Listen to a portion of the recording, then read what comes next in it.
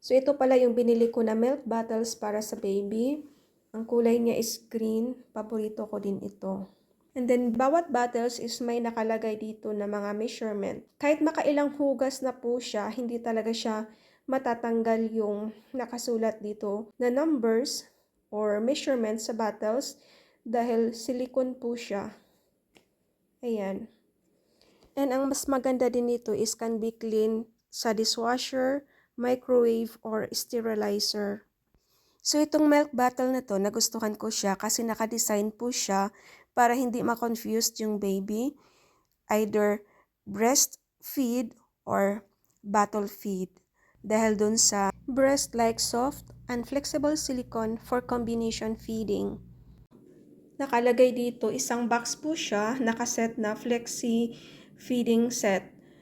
Meron po siyang dalawang bottle na 5 ounce or 150 ml. And then, merong dalawang bottle na 9 ounce or 270 ml. And then, may kasama na rin po siyang panlinis sa bottles. And then, merong pacifier. So, ito po yun, isang pacifier ang included dito sa set na to. And then, meron din po siyang kasama na panlinis ng bottle. Ito yon, panlinis ng bottle, i-connect mo lang siya dito. Yung handle, yung dalawang to, either itong maliit or ito. So, ito yung bottle niya, actual. Maganda siya. Yan, yung 9 ounce or 270 ml. And then, ito yung 5 ounce or 150 ml. Merong Avent na bottle doon sa Target. Kaso sinabihan ako ng asawa ko, tignan ko yung mga reviews dahil mas importante yon and kung ano yung mga nakasulat doon sa review nila. So pinag-compare ko yung dalawa. I know na best naman talaga yun si Avent, no? And well-known na rin siya. Pero nung nakita ko sa review doon sa Target, mas madami siyang negative review yung Avent compared dito. And nakita ko 5 stars yung review nito. Kaya ito yung pinili ko.